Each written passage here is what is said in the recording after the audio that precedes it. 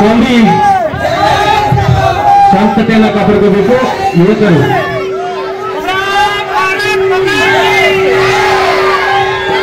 ಸ್ವಾಮಿ ವಿವೇಕಾನಂದರ ಅಪ್ಪಟ ಶಿಷ್ಯ ಅಂದ್ರೆ ತಪ್ಪಾಗ್ಲಿಕ್ಕಿಲ್ಲ. ನೀವೆಲ್ಲರೂ ಕೂಡ ಅವ್ರ ಫೇಸ್ಬುಕ್ ವಾಲ್ ಅನ್ನ ಒಂದ್ಸಲ ಹಾರಿಕಾ ಮಂಜುನಾಥ್ ಅಂತ ಹೊಡೆದ್ರೆ ಅವ್ರ ಫೇಸ್ಬುಕ್ ವಾಲ್ ಅಲ್ಲಿ ಬರ್ತಕ್ಕಂಥ ಫೋಟೋ ಯಾರು ಇದ್ರೆ ಅದು ಸ್ವಾಮಿ ವಿವೇಕಾನಂದರ ಫೋಟೋ ಬರುತ್ತೆ ಬಂದಿದೆ. ಅಂತಹ ಹಾರಿಕಾ ಮಂಜುನಾಥ್ ಅವರಿಗೆ ಮತ್ತೊಮ್ಮೆ ಚಪ್ಪಾಳೆಯನ್ನು ತಟ್ಟಿ ಅವರಿಗೆ ಪ್ರೋತ್ಸಾಹಿಸಬೇಕು.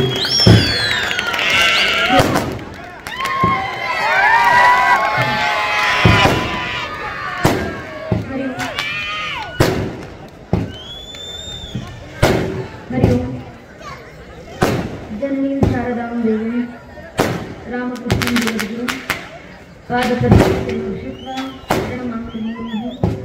रत्नाकराद्भुत हिमालय किरीटिनी ಬ್ರಹ್ಮರಾಜಶಿರತ್ನಾಡ್ಯ ಒಂದೇ ಭಾರತ ಮಾತನ್ನು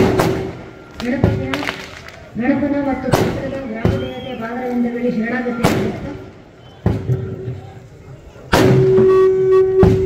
ದಾಸಪೀಠದ ಮೇಲೆ ಆಸೀನರಾಗಿರುವಂಥ ಪರಮ ಪೂಜನೀಯ ದಿವ್ಯತ್ರಿಯರಿಗೆ, ಎಲ್ಲ ಗಣ್ಯರಿಗೆ, ನೆರೆದಿರುವಂಥ ಎಲ್ಲ ನನ್ನ ನೆಚ್ಚಿನ ದೇಶಭಕ್ತ ಬಾಂಧವರಿಗೆ, ಮಾತಾ ಭಗಿನಿಯರಿಗೆ, ಅಕ್ಕ ಅಣ್ಣಂದಿರಿಗೆ ಹಾಗೂ ಹಿರಿಯ ಕಾರ್ಯಕ್ರಮದಲ್ಲಿ ನಮಗೆ ಸಹಕಾರ ನೀಡ್ತಾ ಇರುವಂಥ ಆರಕ್ಷಕ ಬಾಂಧವರಿಗೆ, ಪತ್ರಕರ್ತ ಬಂಧುಗಳಿಗೆ ಹಾಗೂ ಎಲ್ಲ ಹಿರಿಯರ ಪಾದಗಳಿಗೆ ನನ್ನ ಹಣೆ ಹಚ್ಚಿ ನಮಸ್ಕರಿಸ್ತೇನೆ. ನನ್ನ ನೆಚ್ಚಿನ ಬಂಧುಗಳೇ, ಬಹುಶಃ ಇಷ್ಟೊತ್ತು ಹಿರಿಯರು ಮಾತಾಡ್ತಿರ್ಬೇಕಾದ್ರೆ ಬಹಳ ಸುಂದರವಾಗಿ ಗಣ್ಯರು ಹಿರಿಯರು ಸ್ಪಷ್ಟವಾಗಿ ತಿಳಿಸಿದ್ದಾರೆ. ಒಂದಿಷ್ಟು ವರ್ಷಗಳ ಕಾಲ ನಿಂತಿದ್ದಂಥ ಗಣೇಶೋತ್ಸವ ಅದನ್ನು ಮತ್ತೆ ಶುರು ಮಾಡಿದ್ದೀವಿ. ಅದು ಈ ಮಣ್ಣಿನಲ್ಲಿ ನಿಜವಾಗ್ಲೂ ಬಂದಾಗ ಬಹಳ ಹೆಮ್ಮೆ ಆಯಿತು ನನ್ನ ನೆಚ್ಚಿನ ಬಂಧುಗಳೇ. ಯಾವ ಮಣ್ಣಿನಲ್ಲಿ ಮಡಿವಾಳ ಮಾಚಯ್ಯ ದೇವರ ವಿಶೇಷ ಆಶೀರ್ವಾದ ಯಾವ ಮಣ್ಣಿಗಾಗಿದೆಯೋ ಅಂತ ತಪೋಭೂಮಿನಲ್ಲಿ, ಅಂತ ಪುಣ್ಯ ಭೂಮಿನಲ್ಲಿ ನೀವೆಲ್ಲರೂ ಹುಟ್ಟಿದ್ದೀರಾ. ಆ ಪುಣ್ಯ ಭೂಮಿನಲ್ಲಿ ಗಣಪನ ಆಶೀರ್ವಾದವನ್ನು ಮತ್ತೆ ಪಡಿತಾ ಇದ್ದೀವಿ ನಾವು. ಬೌಳರಾಧ್ಯ ಶಿವಾಚಾರ್ಯರು ಇದೇ ಭೂಮಿನಲ್ಲಿ, ಇದೇ ಪುಣ್ಯ ಭೂಮಿನಲ್ಲಿ ಸಮಸ್ತ ದೇಶದ ಜನರಿಗೆ, ಸಮಸ್ತ ಮನುಷ್ಯಕ್ಕೆ ಆಶೀರ್ವಾದ ಮಾಡ್ಲಿಕ್ಕಂತ ಈ ಪುಣ್ಯ ಭೂಮಿಯಿಂದ ತಪಸ್ಸನ್ನ ಗೈದಿರ್ತವರು. ಆ ಪುಣ್ಯ ಭೂಮಿನಲ್ಲಿ ಹುಟ್ಟಿರುವಂತಹ ಸಮಸ್ತ ತರುಣರು ಇದೇ ಮಣ್ಣಿನ ಈ ಧರ್ಮದ ರಕ್ಷಣೆಗೋಸ್ಕರ ಕೆಲಸ ಮಾಡ್ತಿದ್ದೀವಿ. ಈ ಕೆಲಸ ಹೀಗೆ ಮುಂದುವರಿಬೇಕಾಗಿದೆ. ಗಣೇಶೋತ್ಸವವೇ ಒಂದು ವಿಶೇಷ. ಆಗಲೇ ಅಣ್ಣ ಅವ್ರು ಹೇಳಬೇಕಾದ್ರೆ ಹಬ್ಬಗಳ ವಿಚಾರವನ್ನ ತಿಳಿಸಿದ್ರು. ನಾವು ನಮ್ಮ ಸಂಸ್ಕೃತಿನ ಆಚರಿಸುವಂತ ಎಲ್ಲಾ ಹಬ್ಬಗಳಿಗೂ ಪೌರಾಣಿಕ ಇತಿಹಾಸ ಇದ್ರೆ ಈ ಒಂದು ಸಾರ್ವಜನಿಕ ಗಣೇಶೋತ್ಸವಕ್ಕೆ ಮಾತ್ರ ಕ್ರಾಂತಿಯ ಇತಿಹಾಸ. ಕಳೆದ 130 ವರ್ಷಗಳ ಹಿಂದೆ ಲೋಕಮಾನ್ಯ ಬಾಲಗಂಗಾಧರ ತಿಲಕರು ಗರ್ಭಗುಡಿಯಲ್ಲಿದ್ದಂತ ಗಣಪನನ್ನ ಬೀದಿಗೆ ತಂದಿಟ್ಟು ಅನೇಕ ಜಾತಿ ವ್ಯವಸ್ಥೆಗಳಲ್ಲಿ, ರಾಜಕೀಯ ಆಸಕ್ತಿಗಳಲ್ಲಿ, ತತ್ವ ಸಿದ್ಧಾಂತಗಳ ಹೆಸರಿನಲ್ಲಿ ಹೊರಟು ಹೋಗಿದ್ದಂತ ಇಡೀ ಹಿಂದೂ ಸಮಾಜವನ್ನ ಏಕ ಛಾಯಾಚಿತ್ರದಡಿಗೆ ತಂದು ಹಿಂದುತ್ವ ಏಕಕಂಠ ಸ್ವರೂಪವಾಗಿ ಸಮಸ್ತ ಧರ್ಮದ ಜಾಗೃತಿಗೋಸ್ಕರ ಸಾರ್ವಜನಿಕ ಗಣೇಶೋತ್ಸವನ್ನ ಲೋಕಮಾನ್ಯ ತಿಲಕರು ಶುರು ಮಾಡಿದ್ರು. ಅಂದು 130 ವರ್ಷಗಳ ಹಿಂದೆ ಮಹಾರಾಷ್ಟ್ರದ ಮಣ್ಣಿನಲ್ಲಿ ಶುರುವಾದಂತ ಸಾರ್ವಜನಿಕ ಗಣೇಶೋತ್ಸವ. ಆ ಸಾರ್ವಜನಿಕ ಗಣೇಶೋತ್ಸವದ ಪಂಡಾಲ್ಗಳಿಂದ ಆದಂತ ಕ್ರಾಂತಿ ಇತಿಹಾಸ, ಆ ಸಾರ್ವಜನಿಕ ಗಣೇಶೋತ್ಸವದ ಪಂಡಾಲ್ಗಳಿಂದ ಎದ್ದು ಬಂದಂತ ಕ್ರಾಂತಿಕಾರಿಗಳು ಎಂತೆಂತ ದಿಗ್ಗಜರು. 130 ವರ್ಷಗಳ ಹಿಂದೆ ಮಹಾರಾಷ್ಟ್ರದ ಮಣ್ಣಿನಲ್ಲಿ ಶುರುವಾದಂತ ಆ ಸಾರ್ವಜನಿಕ ಗಣೇಶೋತ್ಸವದ ಪಂಡಾಲ್ಗಳು ಬಹುಶಃ ನಾವು ಇವತ್ತಿಗೂ ಆರಾಧಿಸುವಂತ ಇಡೀ ಭಾರತದ ಸ್ವತಂತ್ರದ ಇತಿಹಾಸಕ್ಕೆ ಒಂದು ಹೊಸ ಹಾದಿಯನ್ನು ತೋರಿಸಿಕೊಟ್ಟಂತ ವಿನಾಯಕ ದಾಮೋದರ ಸ್ವತಂತ್ರ ವೀರ ಸಾವರ್ಕರ್ ಅವರ ಕ್ರಾಂತಿ ಇತಿಹಾಸ ಶುರುವಾಗಲು ಇದೇ ಸಾರ್ವಜನಿಕ ಗಣೇಶೋತ್ಸವದಿಂದ. ಅಂದು ಸಾರ್ವಜನಿಕ ಗಣೇಶೋತ್ಸವದ ಪಂಡಾಲ್ನಲ್ಲಿದ್ದು ಯುವಕರಾಗಿದ್ದಂತ ವೀರ ಸಾವರ್ಕರ್ ಅವರು ಹಿಂದೂಗಳ ಕರೆ ಕೊಟ್ಟರು. ಹಿಂದೂಗಳೇ ಜಾಗೃತರಾಗಿ, ಯಾಕೆ ಹಿಂದೂ ಸಮಾಜಕ್ಕೆ ತೊಂದರೆ ಯಾರಿಂದಿರೋದು? ಸಾವರ್ಕರ್ ಅವರು ಹೇಳ್ತಾರೆ, I do not fear a Muslim, neither do I fear a Christian, I fear those Hindus against Hindutva.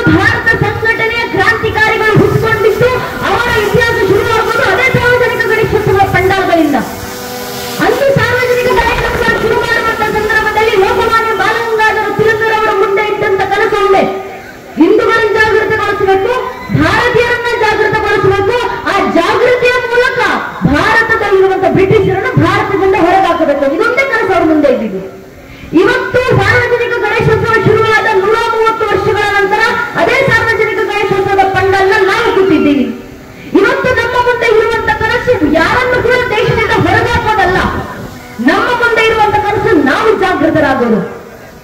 ಪರಮ ಪೂಜ್ಯ ಸ್ವಾಮೀಜಿಯವರು ಮಾತಾಡ್ತಾ ಇರಬೇಕಾದ್ರೆ ಬಹಳ ಸ್ಪಷ್ಟವಾಗಿ ಉಲ್ಲೇಖ ಮಾಡಿದ್ರು, ಮನೆಗಳಲ್ಲಿ ಸಂಸ್ಕಾರ ಬರಬೇಕಾಗಿದೆ, ಮನೆ ಮನೆಯೇ ಜಾಗೃತಿ ಶುರುವಾಗಬೇಕಾಗಿದೆ.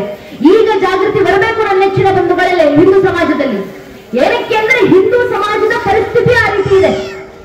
ಯೋಚನೆ ಮಾಡಿ, ನಮ್ಮ ಹಿಂದೂಗಳ ಪರಿಸ್ಥಿತಿ ಯಾವ ರೀತಿ ಆಗಿದೆ. ಹಿಂದೆ ಬೇಕಾಗಿಲ್ಲ, ಇದೇ 1 ತಿಂಗಳುಗಳ ಹಿಂದೆ ಬಾಂಗ್ಲಾದೇಶದಲ್ಲಿರುವಂತಹ ಹಿಂದೂಗಳಿಗೆ ಬಂದಂತ ಪರಿಸ್ಥಿತಿ ಎಂಥದ್ದು.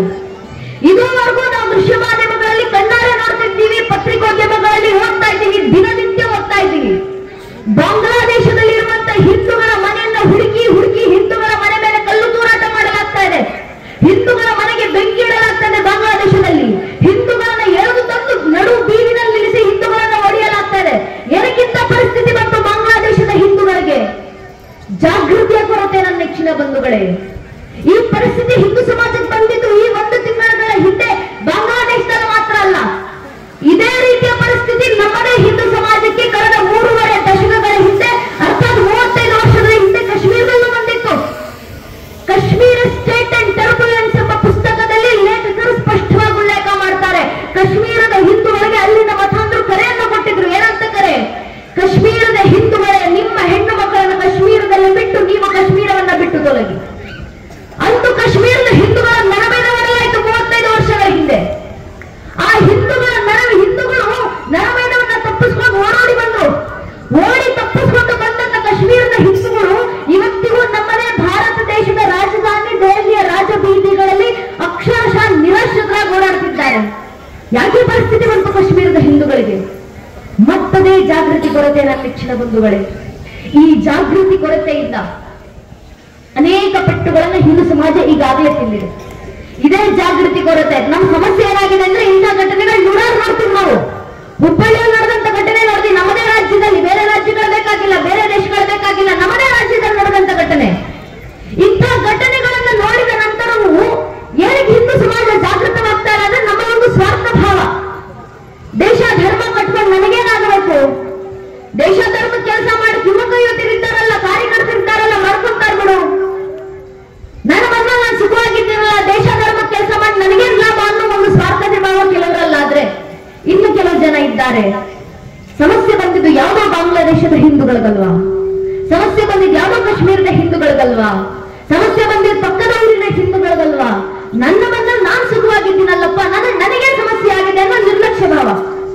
ಈ ನಿರ್ಲಕ್ಷ್ಯತನ, ಈ ಸ್ವಾರ್ಥ ಭಾವದ ಕಾರಣ ಈಗಾಗಲೇ ಹಿಂದೂ ಸಮಾಜ ಅನೇಕ ಪೆಟ್ಟುಗಳನ್ನ ಇತಿಹಾಸದಲ್ಲಿ ತಿಂದಿದೆ. ಇದೇ ಸ್ವಾರ್ಥ ಭಾವ, ಇದೇ ನಿರ್ಲಕ್ಷ್ಯತನದ ಪರಿಣಾಮ ಇದೇ ಹಿಂದೂ ಸಮಾಜ 500 ವರ್ಷಗಳ ಹಿಂದೆ ಜಾವ ಬಿಟ್ಟು ಬರಬೇಕಾದಂತ ಪರಿಸ್ಥಿತಿ ಬಂತು. 300 ವರ್ಷಗಳಿಂದ ಅಫ್ಘಾನಿಸ್ತಾನ ಬಿಟ್ಟು ಬಂದ್ರಿ, 200 ವರ್ಷಗಳಿಂದ ಆಗ್ನೇಯ ಏಷ್ಯಾ ಬಿಟ್ಟು ಬಂದ್ರಿ, 100 ವರ್ಷಗಳಿಂದ ತಕ್ಷಶಿಲಾವನ್ನ ಬಿಟ್ಟು ಬಂದ್ರಿ, 80 ವರ್ಷಗಳಿಂದ ಬರ್ಮಾವನ್ನ ಬಿಟ್ಟು ಬಂದ್ರಿ, 78 ವರ್ಷಗಳಿಂದ ಪಾಕಿಸ್ತಾನವನ್ನ ಬಿಟ್ಟು ಬಂದ್ರಿ, 55 ವರ್ಷಗಳಿಂದ ಬಾಂಗ್ಲಾದೇಶವನ್ನ ಬಿಟ್ಟು ಬಂದ್ರಿ, 35 ವರ್ಷಗಳಿಂದ ಕಾಶ್ಮೀರವನ್ನ ಬಿಟ್ಟು ಬಂದ್ರಿ. ಇಷ್ಟೆಲ್ಲ ಘಟನೆಗಳನ್ನ ಗಮನಿಸಿದ ನಂತರವೂ ಹಿಂದೂ ಸಮಾಜ ಜಾಗೃತ ಆಗಲಿಲ್ಲ ಅಂದ್ರೆ, ಇನ್ನು 20-25 ವರ್ಷದಲ್ಲಿ ಕೇರಳ ಬಿಡುವಂತ ಪರಿಸ್ಥಿತಿ ಬರುತ್ತೆ, 30-35 ವರ್ಷದಲ್ಲಿ ಅಸ್ಸಾಂ ಬಿಡುವಂತ ಪರಿಸ್ಥಿತಿ ಬರುತ್ತೆ, 100-150 ವರ್ಷಗಳ ನಂತರ ನಮ್ಮ ಊರನ್ನ ಬಿಡುವ ಪರಿಸ್ಥಿತಿ ಸಹ ಹಿಂದೂ ಸಮಾಜಕ್ಕೆ ಬರಬಹುದು. ಆ ಪರಿಸ್ಥಿತಿ ತಂದುಕೊಳ್ಳಲಿಕ್ಕೆ ಇಷ್ಟ ಇಲ್ಲ ಅಂದ್ರೆ ಈಗಲೇ ಹಿಂದೂ ಸಮಾಜ ಜಾಗೃತವಾಗಿ ಹೇಳ್ಕೊಳ್ಳಿಕ್ಕೆ ಇಷ್ಟು ವರ್ಷ ಬಹುಸಂಖ್ಯಾತರಿದ್ದ ಭಾರತದಲ್ಲಿ ಹಿಂದೂಗಳು ನಮಗೇನು ಸಮಸ್ಯೆ ಅನ್ನೋ ಮಾತು ಹೇಳ್ಕೊಂಡು ತಿರುಗಾಡ್ತಾ ಇದ್ವಿ. ನನ್ನ ನೆಚ್ಚಿನ ಬಂಧುಗಳೇ, ದಯವಿಟ್ಟು ಅರ್ಥ ಮಾಡ್ಕೊಳ್ಳಿ, ನಮ್ಮದೇ ಭಾರತ ದೇಶದ 9 ರಾಜ್ಯಗಳಲ್ಲಿ ಹಿಂದೂಗಳು ಅಲ್ಪಸಂಖ್ಯಾತರಾಗಿದ್ದೀವಿ. 9 ರಾಜ್ಯಗಳು ನಮ್ಮದೇ ದೇಶದಲ್ಲಿ. ಮತ್ತು ಆ 9 ರಾಜ್ಯಗಳ ಅನೇಕ ರಾಜ್ಯಗಳಲ್ಲಿ ಹಿಂದೂ ಸಮಾಜ 8%ಗಿಂತ ಕಡಿಮೆ ಇದೆ, 8% ಸಹ ಇಲ್ಲ. ಈ ಪರಿಸ್ಥಿತಿನಲ್ಲದೆ ಇನ್ಯಾವ ಹಿಂದೂಗಳು ಜಾಗೃತರಾಗೋದು, ಇನ್ಯಾವ ಹಿಂದೂ ಸಮಾಜ ಜಾಗೃತವಾಗೋದು? ಜಾಗೃತರಾಗೋದಂದ್ರೆ ಧಾರ್ಮಿಕ ಜಾಗೃತಿ ಕಾರ್ಯಕ್ರಮ, ಜಾಗೃತಿ ಮೂಡಿಸೋಣ ಅಂದ್ರೆ ಜಾಗೃತಿಯ ಮೂಲಕ ಸಂಘಟಿತರಾಗೋದು. ನಮ್ಮ ದೌರ್ಭಾಗ್ಯ ಏನಾಗಿದೆ ಅಂದ್ರೆ, ಹೇಳ್ಕೊಳ್ಳಿಕ್ಕಿದ್ದು ನಾವು ಕೋಟ್ಯಾಂತರ ಜನ ಹಿಂದೂಗಳು. ಆದ್ರೆ ಆ ಕೋಟ್ಯಾಂತರ ಜನ ಹಿಂದೂಗಳಲ್ಲಿ ಎಷ್ಟು ಜನ ಹಿಂದೂಗಳು ನಿಜವಾಗ್ಲೂ ಹಿಂದೂಗಳಾಗಿ ಉಳಿದಿದ್ದೀವಿ? ಈ ಸಮಸ್ಯೆ ಏನಾಗಿದೆ ಅಂದ್ರೆ, ಒಬ್ಬ ಹಿಂದುವಿನ ಮುಂದೆ ನಿಂತ್ಕೊಂಡು ನೀನು ಯಾವ ಸಮಾಜಕ್ಕೆ ಸೇರಿದ್ಯಪ್ಪ ಅಂದ್ರೆ, ಹಿಂದುವಿನ ಬಾಯಿನಲ್ಲಿ ತನ್ನ ಧರ್ಮದ ಹೆಸರು ಬರೋಕ್ಕೂ ಮುಂಚೆ ಜಾತಿ ಹೆಸರು ಬರುತ್ತೆ. ಒಬ್ಬ ಹಿಂದೂ ಆಗೋಕ್ಕೂ ಮುಂಚೆ ಒಬ್ಬ ಹಿಂದೂ ಬ್ರಾಹ್ಮಣರಾಗ್ತಾರೆ, ಒಬ್ಬ ಹಿಂದೂ ಲಿಂಗಾಯತರಾಗ್ತಾರೆ, ಒಬ್ಬ ಹಿಂದೂ ಕುರುಬರಾಗ್ತಾರೆ, ಒಬ್ಬ ಹಿಂದೂ ಗೌಡರಾಗ್ತಾರೆ, ಒಬ್ಬ ಹಿಂದೂ ಬೈಜಿಗರಾಗ್ತಾರೆ, ಒಬ್ಬ ಹಿಂದೂ ನಾಯಕ್ ಸಮಾಜಕ್ಕೆ ಸೇರಿದವರಾಗ್ತಾರೆ, ಒಬ್ಬ ಹಿಂದೂ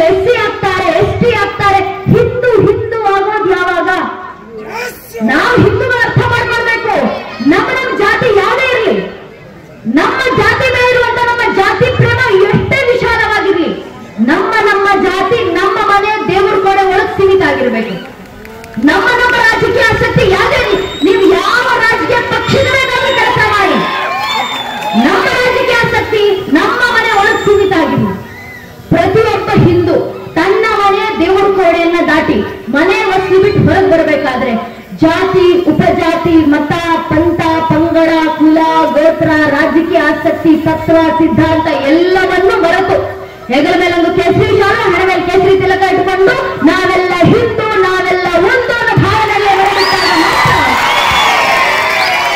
ಇವತ್ತು ಧರ್ಮ ರಕ್ಷಣೆ ಆಗ್ಲಿಕ್ಕೆ ಸಾಧ್ಯ.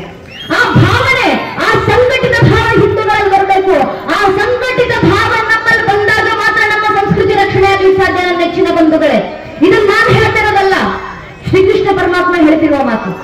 ಭಗವದ್ಗೀತೆ 4ನೇ ಅಧ್ಯಾಯದ 7ನೇ ಶ್ಲೋಕದಲ್ಲಿ ಕೃಷ್ಣ ಹೇಳ್ತಾರಲ್ಲ, ಯದಾ ಯದಾ ಈ ಧರ್ಮಸ್ಯ ಜ್ಞಾನಿ ಭವತಿ ಭಾರತ ಅಭ್ಯುತ್ಥಾನಂ ಧರ್ಮಸ್ಯ ತದಾತ್ಮನಃ ಸೃಜಾಮ್ಯಹಂ ಪರಿತ್ರಾಣ ಸಾಧನ ವಿನಾಶನ ದುಷ್ಟತ ಧರ್ಮ ಸಂಸ್ಥಾಪನಾರ್ಥಾಯ ಸಂಭವಾಮಿ ಯುಗೆ ಯುಗೆ. ಅರ್ಥಾತ್ ಯಾವಾಗೆಲ್ಲ ದೇಶ ಮತ್ತು ಧರ್ಮ ನಾಶದ ಅಂಚಿಗೆ ಬಂದು ತಲುಪಿಲ್ಲುತ್ತೋ ಆಗೆಲ್ಲ ದೇಶ ಮತ್ತು ಧರ್ಮದ ರಕ್ಷಣೆಗೆ ನಾನು ಮತ್ತೆ ಮತ್ತೆ ಅವತರಿಸಿ ಬರ್ತೀನಿ ಅಂತ ಕೃಷ್ಣ ನಮಗೆ ಉಪದೇಶ ನೀಡಿದ್ರು.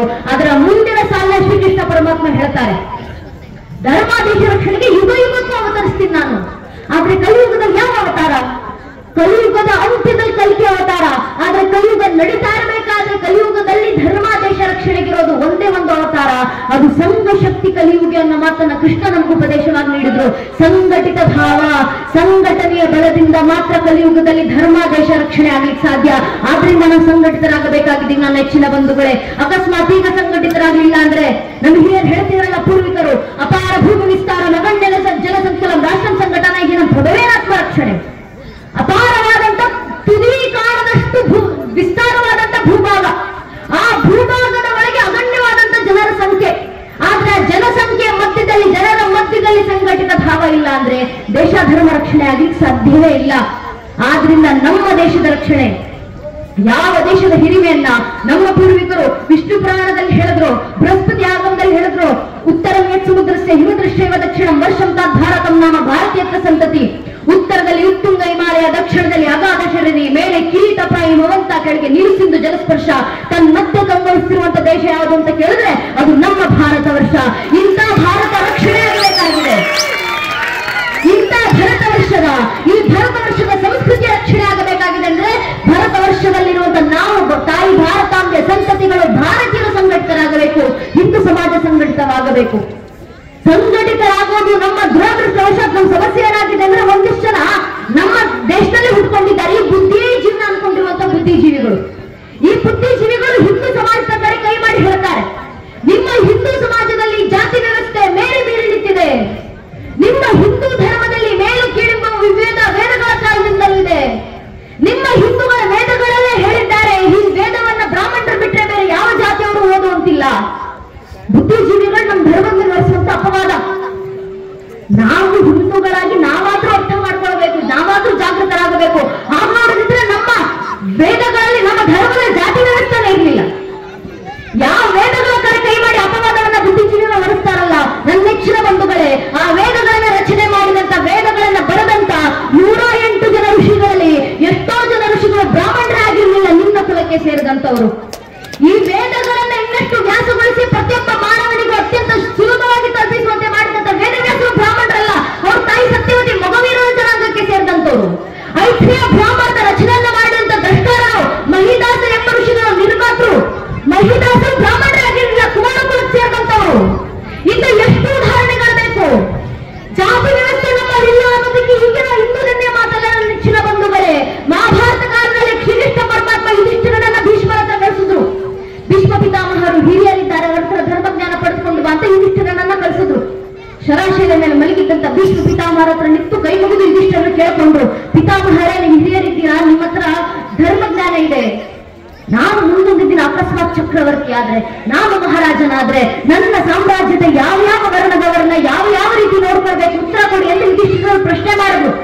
ಆ ಪ್ರಶ್ನೆಗೆ ಶತಮಾನಗಳ ಹಿಂದೆ ಮಹಾಭಾರತದ ಕುರುಕ್ಷೇತ್ರ ರಣರಂಗದಲ್ಲಿ ಭೀಷ್ಮ ಪಿತಾಮಹರು ಕೊಟ್ಟಿದ್ದು ಒಂದೇ ಒಂದು ಉತ್ತರ ಯುಧಿಷ್ಠಿರನಿಗೆ, ನವರ್ಣಾನಾಂ ವಿಭೇದೋಸ್ತಿ, ಯಾವ ವರ್ಣಗಳಲ್ಲಿ ಯಾವ ವ್ಯತ್ಯಾಸವೂ ಮಾಡಬೇಡಪ್ಪ. ಏನಕ್ಕೆ? ಸರ್ವಂ ಬ್ರಹ್ಮಂ ಇದಂ ಜಗತ್, ಬ್ರಹ್ಮನೇ ಸೃಷ್ಟಿ ಮಾಡುವಂತ ಸಮಸ್ತ ಮನುಕುಲ, ಸಮಸ್ತ ಪ್ರಕೃತಿ, ನಾವು ಬ್ರಹ್ಮನ ಮಕ್ಕಳೇ ನಾವೆಲ್ಲರೂ. ನಮ್ಮ ಮಧ್ಯದಲ್ಲಿ ಯಾಕೆ ಜಾತಿ ವ್ಯವಸ್ಥೆ, ಯಾಕೆ ವರ್ಣ ವ್ಯವಸ್ಥೆ, ಯಾರ ಮಧ್ಯದಲ್ಲೂ ವ್ಯತ್ಯಾಸ ಮಾಡಬೇಡ ಅಂತ ಸಮಾನತೆ ಹರಿಕಾರವನ್ನು ಶತಮಾನಗಳ ಹಿಂದೆ ನೀಡಿದಂತವರು ಭೀಷ್ಮ ಪಿತಾಮಹರು. ಮಹಾಭಾರತ ಕಾಲದಲ್ಲಿ ನಮ್ಮ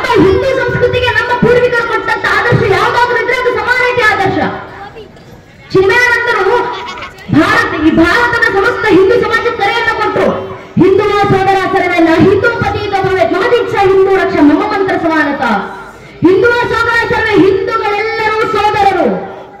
ನಾ ಹಿಂದೂ ಪತಿ ಹಿಂದೂಗಳಲ್ಲಿ ಯಾರು ಪವಿತ್ರರು ಇಲ್ಲ, ಅಪವಿತ್ರರು ಇಲ್ಲ. ಮಮ ದೀಕ್ಷಾ ಹಿಂದೂ ರಕ್ಷಾ, ನನ್ನ ಜೀವನದ ದೀಕ್ಷೆಯೇ ಹಿಂದುತ್ವದ ರಕ್ಷಣೆ. ಮಮ ಮಂತ್ರ ಸಮಾನತ, ನನ್ನ ಜೀವನದ ಧ್ಯೇಯ ಮಂತ್ರವೇ ಸಮಾನತೆ. ಇದೊಂದೇ ಹಿಂದೂ ಸಮಾಜಕ್ಕೆ ಮಾರ್ಗದರ್ಶನ ಆಗಬೇಕು ಅಂತ ಸಮಾನತೆಯನ್ನು ಕಲಿಸಿಕೊಟ್ಟಂತ ಏಕೈಕ ಧರ್ಮ ಸನಾತನ ಹಿಂದೂ ಧರ್ಮ. ಇದನ್ನ ಅರ್ಥ ಮಾಡ್ಕೊಂಡಾದ್ರೂ ಹಿಂದೂಗಳು ಈಗ ಜಾಗೃತರಾಗಬೇಕು. ಜಾತಿ ವ್ಯವಸ್ಥೆಯನ್ನು ಬಿಟ್ಟು ಹಿಂದೂಗಳು ಜಾಗೃತರಾಗಬೇಕಾಗಿದ್ದಾರೆ. ಯಾರೋ ಪರಕೀಯರು ತಂದಂತ ಜಾತಿ ವ್ಯವಸ್ಥೆ, ಆದ್ರೆ ಈಗ ಹೆಮ್ಮೆ ಆಗುತ್ತೆ ನನ್ನ ನೆಚ್ಚಿನ ಬಂಧುಗಳೇ. ಯಾರೋ ಪರಕೀಯರು ತಂದಂತ ಜಾತಿ ವ್ಯವಸ್ಥೆ ಇರಬಹುದು, ಆದ್ರೆ ಆ ಪರಕೀಯರು ತಂದಂತ ಜಾತಿ ವ್ಯವಸ್ಥೆಯನ್ನು ಮೀರಿ ಬೆಳೆಯುವಂತ ಕೆಲಸ ಹಿಂದೂ ಸಮಾಜ ಮಾಡ್ತಿದೆ. ಅದಕ್ಕೆ ಬಹಳ ದೊಡ್ಡ ಉದಾಹರಣೆ ಅಂದ್ರೆ ನಮ್ಮ ಕಣ್ಣು ಮುಂದೆ 500 ವರ್ಷಗಳ ಹೋರಾಟದ ನಂತರ, 78 ಹೆಚ್ಚು ಮಹಾಕದನಗಳ ನಂತರ, ಸುಮಾರು 3.5 ಲಕ್ಷ ಜನ ಹಿಂದೂ ಕಾರ್ಸೇವಕರ ಬಲಿದಾನಗಳ ನಂತರ ಇಂದು ನನಸಾಗಿರುವಂತಹ ಶತಮಾನಗಳ ಕನಸು ನಮ್ಮ ಅಯೋಧ್ಯೆ ರಾಮರೆಲ್ಲಾರ ರಾಮ ಮಂದಿರ. ಆ ಒಂದು ರಾಮ ಮಂದಿರದ ನಿರ್ಮಾಣಕ್ಕೆ ನಮ್ಮ ಎಷ್ಟು ಜನ ಪೂರ್ವಿಕರು ಎಷ್ಟು ಕನಸುಗಳನ್ನ ಕಂಡಿದ್ರು. ನಾವು ನೆನಪಿಟ್ಕೊಳ್ಬೇಕು ನಮ್ಮ ನೆಚ್ಚಿನ ಬಂಧುಗಳೇ, ರಾಮ ಮಂದಿರದ ಪ್ರಥಮ ಶಿಲಾನ್ಯಾಸವನ್ನ ಮಾಡಿದ್ದು ಹಿಂದೂ ಸಂಘಟನೆಯ ಕಾರ್ಯಕರ್ತರಾದಂತ ಶ್ರೀ ಕಾಮೇಶ್ವರ ಚೋಪಾಲ್ಜಿ ಎಂಬ ಪರಿಶಿಷ್ಟ ಜಾತಿಗೆ ಸೇರಿದಂತವರು ರಾಮ ಮಂದಿರದ ಪ್ರಥಮ ಅಷ್ಟು ಸಾಲಿಲ್ಲ ಅಂದ್ರೆ, ಜಾತಿ ವ್ಯವಸ್ಥೆ ಮೀರಿ ಬೆಳಕಾಗಿದೆ ಅನ್ನೋದಕ್ಕೆ ಅಷ್ಟು ಸಾಲಿಲ್ಲ ಅಂದ್ರೆ, ಈಗಲೂ ಸಹ ಮತ್ತು ಇನ್ನು ಮುಂದೆ ಬರುವಂತ ದಶಕಗಳ ಕಾಲ ಅಯೋಧ್ಯೆಯ ರಾಮ ಮಂದಿರದ ಗರ್ಭಗುಡಿಯಲ್ಲಿ ನಿಂತು ರಾಮನೆಲ್ಲರಿಗೆ ಪೌರೋಹಿತ್ಯ ಸಲ್ಲಿಸಲಿಕ್ಕೆ ಆಯ್ಕೆ ಆಗಿರುವಂತ 30 ಜನ ಪುರೋಹಿತರಲ್ಲಿ 2 ಪುರೋಹಿತರು ಪರಿಶಿಷ್ಟ ಜಾತಿಗೆ ಸೇರಿದಂತವರು, 1 ಪರಿಶಿಷ್ಟ ಪಂಗಡಕ್ಕೆ ಸೇರಿದಂತವರು ರಾಮನ ಗರ್ಭಗುಡಿಯಲ್ಲಿ ನಿಂತು ರಾಮನೆಲ್ಲರಿಗೆ ಪೌರೋಹಿತ್ಯ ಸಲ್ಲಿಸುತ್ತಿದ್ದಾರೆ. ಇಂಥ ಉದಾಹರಣೆಗಳು ನೋಡಿದಾಗ ಹೆಮ್ಮೆ ಆಗುತ್ತೆ. ಕೊನೆಗೂ ಹಿಂದೂ ಸಮಾಜ ಆ ರಾಮನ ದಯೆಯಿಂದ ಒಗ್ಗೂಡ್ತಾ ಇದೆ. ಇದೇ ಒಗ್ಗಟ್ಟಿನ ಸ್ವಭಾವ, ಇದೇ ಸಂಘಟಿತ ಭಾವ ನಮ್ಮಲ್ಲಿ ಇನ್ನಷ್ಟು ಜಾಗೃತವಾಗಬೇಕು. ರಾಮ ಜಾಗೃತಿ ಎಷ್ಟರ ಮಟ್ಟಿಗಾಗಬೇಕು? ರಾಮನ ಜಾಗೃತಿ ಮಂದಿರ ಕಟ್ಟಿ ಸುಮ್ಮನಾಗೋದಲ್ಲ, ಮಂದಿರ ಕಟ್ಟಿ ನಷ್ಟವನ್ನ ನೆಚ್ಚಿನ ಬಂಧುಗಳೇ. ಇಡೀ ರಾಮ ಮಂದಿರದ ನಿರ್ಮಾಣದ ಉಸ್ತುವಾರಿಯನ್ನು ವಹಿಸಿಕೊಂಡಿದ್ದಂತ ಗೋಪಾಲ್ಜಿ ಅವರು ಮಾತಾಡ್ತಾ ಇರ್ಬೇಕಾದ್ರೆ ಹೇಳಿದ್ರು, ಮಗಳ ರಾಮ ಮಂದಿರ ಕಟ್ಟಿ ಹಿಂದೂ ಸಮಾಜ ಸುಮ್ಮನಾಗೋದಲ್ಲಮ್ಮ, ಇನ್ನ ಕೆಲಸ ಬಾಕಿ ಇದೆ. ನಮ್ಮ ಮುಂದಿನ ಸಂಕಲ್ಪ ಹಿಂದೂ ಸಮಾಜದ್ದು ಭಾರತ ಪ್ರತ್ಯೇಕ ಅಯೋಧ್ಯ ಬನಾಯಂಗೆ ಅಂತ ಹೇಳಿದ್ರು. ಭಾರತದ ಮನೆಯನ್ನು ಅಯೋಧ್ಯೆಯನ್ನಾಗಿಸೋದು ನಮ್ಮ ಮುಂದಿನ ಸಂಕಲ್ಪ. ಮನೆ ಅಯೋಧ್ಯೆ ಆಗಬೇಕು. ಸ್ವಾಮೀಜಿ ಅವರು ಹೇಳಿದ್ರಲ್ಲ, ಮನೆ ಸಂಸ್ಕಾರ ಮಾಡಬೇಕು. ಆ ಸಂಸ್ಕಾರ ಬಂದಾಗ ಮನೆ ಅಯೋಧ್ಯೆ ಆಗುತ್ತೆ. ಮನೆ ಅಯೋಧ್ಯೆ ಆಗೋದು ಅಂದ್ರೆ ಮನೆಯಲ್ಲಿರುವಂತ ಒಂದೊಂದು ಮಗುವಿನಲ್ಲೂ ರಾಮನ ಭಕ್ತಿ ಬರೋದು, ತಾಯಿ ಸೀತಾಮಾತೆಯ ಭಕ್ತಿ ಆದರ್ಶಗಳು ಬರೋದು. ರಾಮರ ಸೀತಾಮಾತೆ ಆದರ್ಶ ನಮ್ಮ ಮಕ್ಕಳ ಜೀವನದಲ್ಲಿ ಎಷ್ಟರ ಮಟ್ಟಿಗೆ ನೆಲೆಯೂರಿರ್ಬೇಕು ಅಂದ್ರೆ, ಮುಂದೊಂದು ದಿನ ಈ ಬುದ್ಧಿಯೇ ಜೀವನ ಅನ್ಕೊಂಡಿರುವಂತ ಬುದ್ಧಿಜೀವಿಗಳು ಅಕಸ್ಮಾತ್ ನಮ್ಮ ಮಕ್ಕಳ ಮುಂದೆ ನಿಂತು ನೀವು ರಾಮ ಮಂದಿರ ಕಟ್ಟಿದ್ದೀರ ಹಿಂದೂಗಳು, ಆದ್ರೆ ನಿಜವಾಗ್ಲೂ ರಾಮರಲ್ಲಿ ಹುಟ್ಟಿದ್ರು ಅಂತ ನಿಮ್ಮ ಹತ್ರ ಏನು ಸಾಕ್ಷಿ ಇದೆ ಅಂತ ಪ್ರಶ್ನೆ ಮಾಡಿದ್ರೆ, ದುರಾದೃಷ್ಟವಶಾತ್ ಇದು ಮುಂದೆ ಬರುವಂತ ಪ್ರಶ್ನೆ ಅಲ್ಲ ನನ್ನ ನೆಚ್ಚಿನ ಬಂಧುಗಳು, ಈಗಾಗಲೇ ಹುಟ್ಟುಕೊಂಡಿರುವಂತ ಪ್ರಶ್ನೆ. ನಮ್ಮದೇ ದೇಶದಲ್ಲಿ ರಾಮ ಮಂದಿರದ ಪರವಾಗಿ ವಾದ ಮಾಡ್ತಿದ್ದಂತ ಶ್ರೀ ಕೆ ಪರಾಶರನ್ ಎಂಬ ವಕೀಲರ ವಿರುದ್ಧ ನಿಂತಿದ್ದಂತ ಕಪಿಲ್ ಸಿಬ್ಬಲ್ ಎಂಬ ವಕೀಲರು ಕೋರ್ಟ್ ನಲ್ಲಿ ನಿಂತು ಪ್ರಶ್ನೆ ಮಾಡ್ತಾರೆ, ರಾಮರು ಹುಟ್ಟಿದ್ರು ಅನ್ನೋದು ಹಿಂದೂಗಳ ಹತ್ರ ಏನು ಸಾಕ್ಷಿ ಇದೆ? ಕೋರ್ಟ್ ನಲ್ಲಿ ನಿಂತು ಮಾಡುವಂತ ಪ್ರಶ್ನೆ ಕಪಿಲ್ ಸಿಬ್ಬಲ್ ಎಂಬ ವಕೀಲರು. ನಮ್ಮ ದೌರ್ಭಾಗ್ಯ, ನಮ್ಮ ಧರ್ಮದಲ್ಲೇ ನಮ್ಮ ದೇಶದಲ್ಲಿ ಒಂದಿಷ್ಟು ಜನ ಉಟ್ಕೊಂಡಿದ್ದಾರೆ. ನೀವು ಆರಾಧಿಸುವಂತ ರಾಮರು ಹುಟ್ಟೇ ಇಲ್ಲ, ನಿಮ್ಮ ರಾಮರು ಐತಿಹಾಸಿಕ ಪುರುಷ ಅಲ್ಲ, ನಿಮ್ಮ ಶ್ರೀರಾಮಚಂದ್ರರು ಕೇವಲ ಕಾಲ್ಪನಿಕ ಅಂತ ನಾವು ಆರಾಧಿಸುವಂತ ನಮ್ಮ ಆರಾಧ್ಯ ಪುರುಷೋತ್ತಮ ಪ್ರಭು ಶ್ರೀರಾಮಚಂದ್ರನ ಅಸ್ತಿತ್ವದ ಮೇಲೆ ಪ್ರಶ್ನೆ ಚಿಹ್ನೆಯನ್ನು ಹಾಕುವಂತ ಸಾವಿರಾರು ಜನ ನಮ್ಮ ದೇಶದಲ್ಲಿ ಉಟ್ಕೊಂಡಿದ್ದಾರೆ. ಇದು ನಮ್ಮ ದೌರ್ಭಾಗ್ಯ. ಈ ಪ್ರಶ್ನೆ ಅಕಸ್ಮಾತ್ ಮುಂದೊಂದು ದಿನ ನಮ್ಮ ಮನೆಯ ಮುಂದೆ ಬಂದು ನಮ್ಮ ಮಕ್ಕಳ ಮುಂದೆ ಯಾರಾದ್ರೂ ಈ ಪ್ರಶ್ನೆಯನ್ನ ಮಾಡಿದ್ರೆ, ನಮ್ಮ ಮನೆಯ ಒಂದೊಂದು ಹಿಂದೂ ಮಗುವಿನಲ್ಲಿ ಒಬ್ಬೊಬ್ಬ ಹಿಂದೂ ಯುವಕರಿತರಲ್ಲೂ ಎಷ್ಟರ ಮಟ್ಟಿಗೆ ರಾಮರ ಜಾಗೃತಿ ಬಂದಿರಬೇಕಂದ್ರೆ, ಒಂದೊಂದು ಹಿಂದೂ ಮಗು ಕೂಡ ಎದೆ ಒಪ್ಪಿಸ್ಕೊಂಡು ತಟ್ಕೊಂಡು ಹೇಳ್ಕೊಳ್ಬೇಕು, ಕೇವಲ ರಾಮರ ಅಲ್ಲಪ್ಪ, ಇಡೀ ರಾಮರ ವಂಶ ವೃಕ್ಷದ ಅಸ್ತಿತ್ವಕ್ಕೆ ನಾನು ಸಾಕ್ಷಿಯನ್ನು ಕೊಡಬಲ್ಲೆ. ನಮ್ಮ ಮಕ್ಕಳ ಬಾಯಿಂದ ಬರಬೇಕು. ಮೊದಲಿಗೆ ಬಂದದ್ದು ಶ್ರೀಹರಿಯ ಮಗ ಬ್ರಹ್ಮ, ಬ್ರಹ್ಮನ ಮಗ ಮರೀಚಿ, ಮರೀಚಿಯ ಮಗ ಕಶ್ಯಪ, ಕಶ್ಯಪನ ಮಗ ಸೂರ್ಯನ ಮಗ ಮನುವಿನ ಮಗ ಇಕ್ಷ್ವಾಕುವಿನ ಮಗ ಕುಕ್ಷಿಯ ಮಗ ವಿಕುಕ್ಷಿಯ ಮಗ ಬಾಣನ ಮಗ ಅನನಾರಣ್ಯನ ಮಗ ಬುಧು,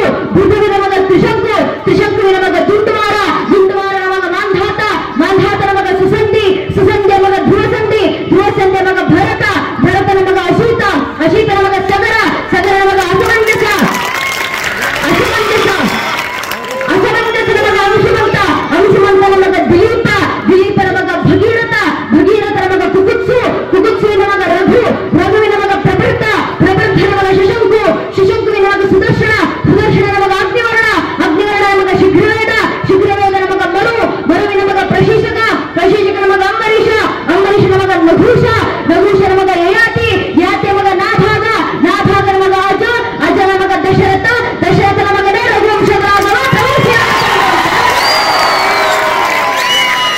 ಹೇಳುವ ಮಟ್ಟಕ್ಕೆ ನಮ್ಮ ಹಿಂದೂ ಮನೆಯ ಒಂದೊಂದು ಹಿಂದೂ ಮಗು ಜಾಗೃತವಾದ್ರೆ ಸಾಕು ನನ್ನ ನೆಚ್ಚಿನ ಬಂಧುಗಳೇ. ಇಷ್ಟೇ ಜಾಗೃತಿ, ಇಷ್ಟು ಜಾಗೃತಿಯನ್ನು ನಾವು ತಂದರೆ ಸಾಕು. ಮುಂದೊಂದು ದಿನ ಈ ಸನಾತನ ಧರ್ಮವನ್ನ ಅಲುಗಾಡಿಸುವ ಸಾಮರ್ಥ್ಯವು ಜಗತ್ತಿನ ಯಾವ ಬಾಹ್ಯ ಶಕ್ತಿಗೂ ಇರೋದಿಲ್ಲ. ಇವತ್ತು ನಾವು ಮಾಡಬೇಕಾಗಿರೋ ಕೆಲಸ ಇದೆ. ಈ ಜಾಗೃತಿ ಮನೆ ಮನೆಯಲ್ಲಿ ತರೋಣ. ಒಮ್ಮೆ ರಾಮರಿಗೆ ಜಯವನ್ನ ಮಂದಿರದಲ್ಲಿ ಮಾತ್ರ ಅಲ್ಲ, ಈ ಭಕ್ತಿ ಶ್ರದ್ಧೆ ಆದರ್ಶಗಳೊಂದಿಗೆ ರಾಮರಿಗೆ ಜಯವನ್ನ ನಾವು ಮನೆ ಮನಗಳಲ್ಲಿ ತಂದುಕೊಟ್ರೆ ಸಾಕು, ದೇಶದಲ್ಲಿ ಧರ್ಮದ ಜಯ ಆಗತ್ತೆ. ನಾನು ಹೇಳ್ತಾ ಇರೋದಲ್ಲ, ರಘುವೀರ ಗದ್ದೆಯನ್ನು ಪೂರ್ವಿಕರು ಬರೆದಿಟ್ಟು ಹೋಗಿರುವಂತ ಮಾತು. ರಾಮರಿಗೆ ಜಯ ಆದಾಗೆಲ್ಲ ಧರ್ಮದ ಜಯ ಆಗುತ್ತೆ. ದಶವದನ ದಮಿತ ದೈವತ ಪರಿಷತ್ ಅಭ್ಯರ್ಥಿತ ದಾಚರತಿ ಭಾವ ದಿನಕರ ಕುಲ ಕಮಲ ದಿವಾಕರ ದಿವಿಷದತಿ ಪ್ರತಿರಣ ಚರಣ ಚತುರ ದಶರಥ ಚರ ಮರಣ ವಿಮೋಚನ ಕೌಶಲ ಸುತಾ ಕುಮಾರ ಭಾವ ಕಂಚುಕಿತ ಕಾರಣಾಕಾರ ಕರುಮಾರ ಕೇಳಿ ಗೋಪಾಯತ ಕೌಶಿಕಾಧ್ವರ ರಣಾಧ್ವರ ಭೂರ್ಯ ಭವ್ಯ ದಿವ್ಯಾಸ್ತ್ರ ಬೃಂದ ವಂದಿತ ಪ್ರಣತ ಜನ ವಿಮತ ವಿಮತರ ಭೂರ್ ಲಲಿತ ದೌರ್ ಲಲಿತ ತನುತರ ವಿಷಿಕ ವಿತಾಡನ ವಿಕಟಿತ ವಿಶರಾರು ವಿಶರಾರು ತಾಟಕ ತಾಟಕೆಯ ಅಂತ ರಘುವೀರ ಗದ್ದೆಯನ್ನು ಉಲ್ಲೇಖ ಮಾಡಿ ಸಾಕ್ಷ್ಯಾಧಾರಗಳನ್ನು ಕೊಟ್ಟರು ನಮ್ಮ ಪೂರ್ವಿಕರು. ಧರ್ಮಕ್ಕೆ ಸಂಕಟ ಬಂತು, ಆಗೆಲ್ಲ ರಾಮರು ಅವತರಿಸಿ ಬಂದರು ಧರ್ಮ ರಕ್ಷಣೆಗೆ. ರಾಮರು ನಿಂತು ಧರ್ಮ ರಕ್ಷಣೆ ಮಾಡಿದ್ದಾಗೆಲ್ಲ ರಾಮಕ್ಕೆ ಜಯ ಆಗುತ್ತೆ, ಆಗೆಲ್ಲ ಧರ್ಮಕ್ಕೆ ಜಯ ಆಗುತ್ತೆ. ಗುರುಬಲಿ ಯಜ್ಞಕ್ಕೆ ರಾಕ್ಷಸರು ತೊಂದರೆಯನ್ನು ಉಂಟು ಮಾಡಿದಾಗ ಬಾಲರಾಮ ಬಾಲವನ್ನು ಹಿಡಿದು ಕೋದಂಡರಾಮನಾಗಿ ಎತ್ತು ನಿಂತರು.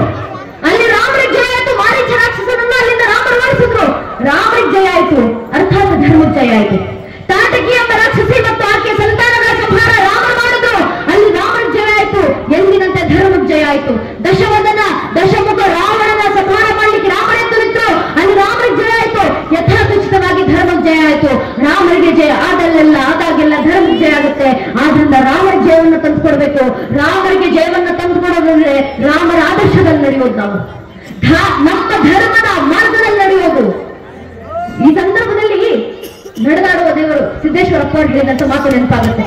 ಅಪ್ಪ ಅವರು ಒಂದ್ಸಲ ಹೇಳ್ತಿದ್ರು, ಧರ್ಮದ ಹಾದಿಯಲ್ಲಿ ನಡಿಬೇಕು ನಾವು.